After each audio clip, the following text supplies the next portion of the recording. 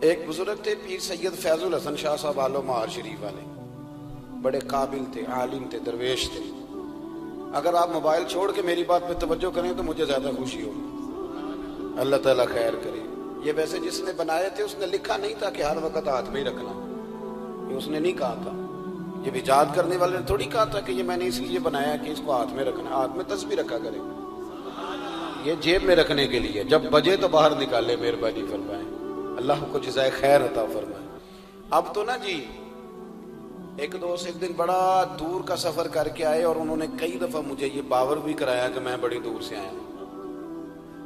باور بھی کراتے ہیں تو پیار سے بتاتے ہیں، بتایا میں بڑی دور سے آیا ہوں، لیکن ہر 1.5 منٹ کے بعد جیب سے موبائل نکال لیتے۔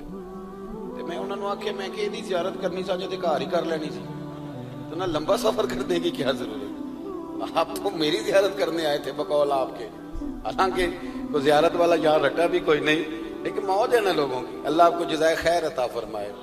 آج تو مجھے شفیق صاحب نے کہا تھا کہ آپ نے لائیو تقریر کرنی ہے لوگوں کے بیچ بیٹھ کے، مجھے کیا پتا تھا کہ وہاں بھی ریکارڈنگ کرانے جانا ہے۔ آپ مہربانی کریں، آج تو آمنے سامنے بیٹھے ہیں نا جی، اللہ تعالیٰ آپ کو جزائے خیر عطا فرمائے۔ چلو تھوڑا سا سامنے بیٹھ کے بھی بات، وہ کسی نے کہا تھا کہ اثر کرے نہ کرے سن تو لے میری فریاد، نہیں ہے داد کا طالب یہ بندہ آزاد۔ آپ میری بات پہ توجہ کریں گے۔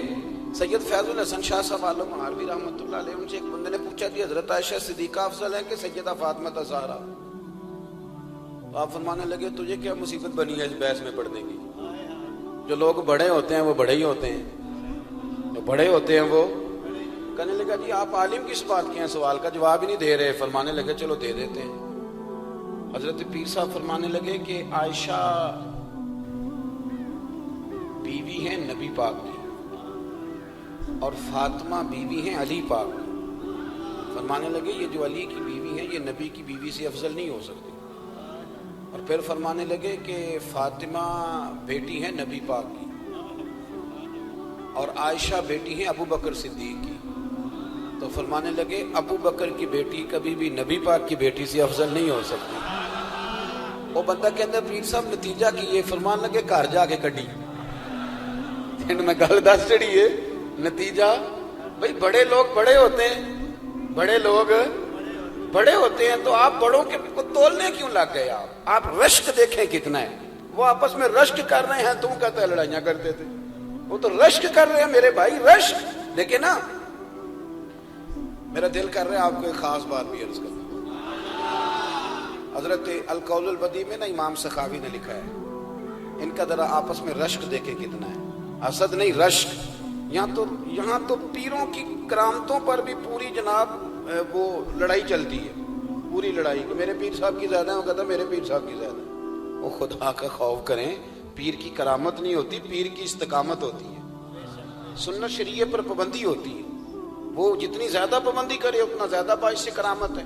حضرت سیدنا مولا علی شیر خدا فرماتے ہیں، امام سخاوی نے القول البدیع میں لکھا ہے، فرماتے ہیں کہ حضرت عمر کا زمانہ مبارکہ تھا، میرا بڑا ہی دل کر رہا تھا سرکار کی زیارت کروں۔ حضور کے وصال کو کافی سال بیت گئے، دل بڑا پریشان تھا، میں درود شریف پڑھتا پڑھتا سو گیا۔ میں نے خواب دیکھی کہ اللہ کے محبوب فجر کی جماعت کرا، چر ہویا میں تر لے لیں دے کدی موڑ میرے ول واگا، جے خواب میری وچ ایک بار جیاویں میں ساری عمر نہ جاگا۔ کہتے ہیں حضور نماز پڑھا رہے تھے فجر کی، 2 صورتیں سرکار نے پڑھی پر مزہ ہی بڑا ہی مزہ آیا، بڑا ہی مزہ۔ کہتے ہیں نماز مکمل کر کے نا تو سرکار نے صحابہ کی طرف رخ نور کیا تو ایک صحابی کھجوروں کا ٹوکرا لے کے آئے، یا رسول اللہ تازی کھجوریں پکیاں قبول کریں۔ حضور نے ایک کھجور اٹھائی، صاف کی، کھائی، باقی ایک صحابہ کو بانٹی۔ حضرت علی کہتے ہیں 15-16 صحابہ کے بعد میرا بھی نمبر لگا، کھجور کھائی، کھجور کا نہیں دست مصطفیٰ کا بڑا مزہ تھا۔ کہتے ہیں بڑا ہی مزہ آیا، ابھی میں کھجور کھا ہی رہا تھا کہ مسجد نبوی میں اذان ہو گئی۔ مولا علی فرماتے ہیں آنکھ کھل گئی، اٹھ میں گیا پر کھجور کا ذائقہ میرے منہ میں ابھی بھی موجود تھا۔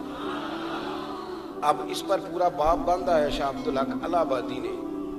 وہ کہتے ہیں کہ حضور جس کو خواب میں کوئی چیز دیتے ہیں وہ حقیقت میں بھی اسے دیتے ہیں، وہ خواب میں نہیں ہوتی، وہ حقیقت میں ہوتی ہے، پورا باب ہے۔ بہرحال عنوان پہ رہنا چاہتا ہوں۔ حضرت علی فرماتے ہیں میں اٹھا وضو کیا، سنت پڑھی، مسجد چلا گیا، جا کے صف میں بیٹھ گیا، عمر فاروق آئے جماعت کرانے، کہتے ہیں عمر نے نماز شروع کی تو مجھے جھٹکا تب لگا جب عمر نے بھی وہی صورت شروع کر دی جو خواب میں سرکار نے پہلی رکعت میں پڑھی۔ میں سمجھا اتفاق ہے، لیکن کہتے ہیں دوسرا جھٹکا جب لگا جب دوسری رکعت میں حضرت عمر نے وہ صورت پڑھی جو حضور نے خواب میں دوسری رکعت میں پڑھی۔ کہتے ہیں میں اب بڑا پریشان ہوں کہ یہ بات کدھر کی کدھر جا رہی۔ مولا علی شیر خدا فرماتے ہیں نماز مکمل ہوئی تو کھجوروں کا ٹوکرا بھی آ گیا۔ فرماتے ہیں اب تو میری حیرت کی حد نہ رہی، حضرت عمر نے ایک کھجور اٹھائی، صاف کی، کھائی، دوسرے صحابی کو، تیسرے کو، چوتھے کو، 15-16 صحابہ کو ملی، مجھے بھی دی۔ کہتے ہیں کھجور کھائی، مزہ بڑا آیا۔ حضور سے تو دوسری مانگنے کو دل کرتا تھا پر مانگی نہیں تھی، ادب تھا۔ عمر سے تو یرانہ تھا نا اپنا۔ ان کا رشک دیکھیں، آپس میں رشک دیکھیں، حسد نہیں، رشک۔ فرماتے ہیں یرانہ تھا نا، تو میں نے عمر سے کہا یار ذرا ایک کھجور اور دینا نا ذرا ایک کھجور۔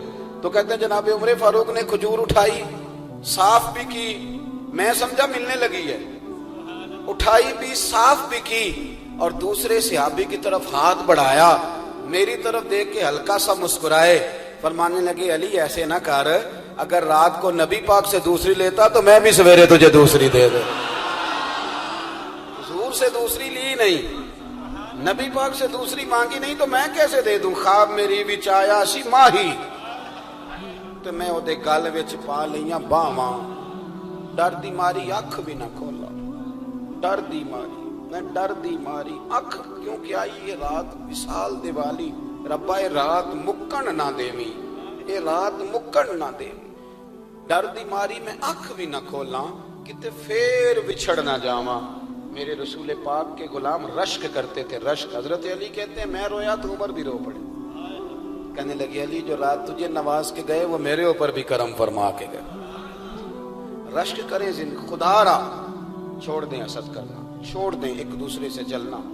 اب تو آپ یقین کریں دیندار لوگوں کا، اہل حق لوگوں کا جواب در جواب، جواب الجواب، اس طرح ہم نے الجھایا ہے چیزوں کو کہ نیا آنے والا آدمی کہتا ہے کہ دین کی اصل بات اصل میں بتا کون رہا ہے؟ تو میلہ لگ گیا ہے، کوئی کہانی سنا رہا ہے، کوئی بات کر رہا ہے، اس کو غلط کہہ رہا ہے، کوئی بندہ ایسا ہے ہی نہیں جو بالکل ٹھیک ہو۔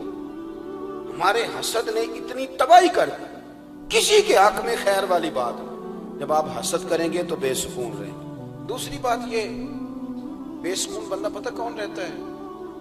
میں نے یہ بھی آیت پڑھی ہے، الا بذکر اللہ تطمئن القلوب۔ اللہ فرماتے ہیں یاد رکھو، خبردار ہو جاؤ، اللہ کا ذکر کرو گے تو دلوں میں چین ہو۔ پتہ ہے بے سکون کون رہتا ہے؟ جو نتیجہ اپنی مرضی کا مانگتا ہے۔ عقیدہ توحید اسلامی عقائد کی جان ہے۔ جب آپ نے کہا لا الہ الا اللہ محمد الرسول اللہ صلی اللہ علیہ وسلم، اس کا معنی یہ ہے کہ اب میں اپنے آپ کو اپنے اللہ کے حوالے کرتا ہوں۔ اب رب غریبی میں رکھے پھر بھی میں راضی ہوں، بیماری میں رکھے پھر بھی راضی ہوں، صحت میں رکھے پھر بھی، اولاد دے تو پھر بھی راضی ہوں، نہ دے تو، سمجھے میری بات؟ یہ توحید ہے۔ ہم نہ ٹھیک ہونا چاہتے ہیں۔ دوست اکثر آ کے کہتے ہیں کوئی وظیفہ بتائیں، طبیعت ٹھیک نہیں رہتی تو انہیں کہتے ہیں سورہ فاتحہ پڑھو، کہتے ہیں بڑی دیر سے پڑھ رہا ہوں پر شفا نہیں ہو رہی، تو میں کہتا ہوں پھر آپ اللہ کی رضا پہ راضی ہو جائیں، پھر اللہ کی رضا پہ راضی رہنا بھی تو سیکھو نا، راضی رہنا بھی تو سیکھو۔ بہت ساری بے سکونی اس بات کی ہے کہ ہم ہم چاہتے ہیں میری مرضی کا سکون ہو، میری مرضی کا گھر ہو، میری مرضی کے بچے ہوں۔ بھئی ایسا نہ کریں، آپ اپنے حق میں اپنے رب کے فیصلوں کو قبول کریں، آپ قبول کریں اپنے مالک کے فیصلوں۔